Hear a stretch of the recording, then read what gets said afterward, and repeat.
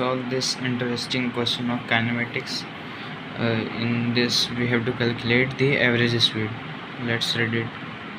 A particle moves for half of the total distance of its motion with constant speed v1, and then remaining distance is traveled in two equal time intervals with constant speed v2 and v3 respectively. Find the average speed. ठीक है, तो half of the distance v1 से चला है और जो second half है उसमें दो इक्वल टाइम इंटरवल से v2 और v3 से चला है। तो ये हम 2d मान लेते हैं टोटल डिस्टेंस इजी सॉल्यूशन के लिए।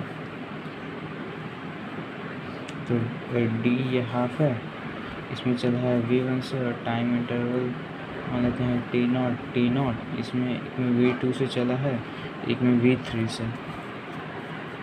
सो average speed is equals to total distance 2d by time of for this half is time distance बटे speed dy v1 plus 2t0.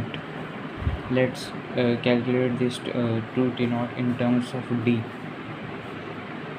ठीक है, तो पहले ये d है तो ये भी d होगा, तो d बराबर यहाँ वाला जो होगा v2 plus t0 plus v3 t0 और v2 plus v3 t0 common आ जाएगा और t0 को हम लिख सकते हैं d by v2 plus d by v2 plus v3। अब 2t0 है यहाँ, तो इसे 2 कर लेते हैं। 2t0 is equals to 2d by v2 plus v3, 2d v2 by v3। अब इस वैल्यू को यहाँ पे पुट कर देते हैं।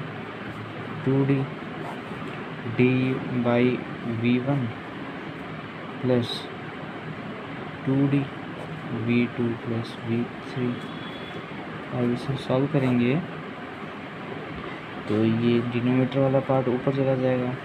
2 v1 v2 प्लस v3 और d v2 प्लस v3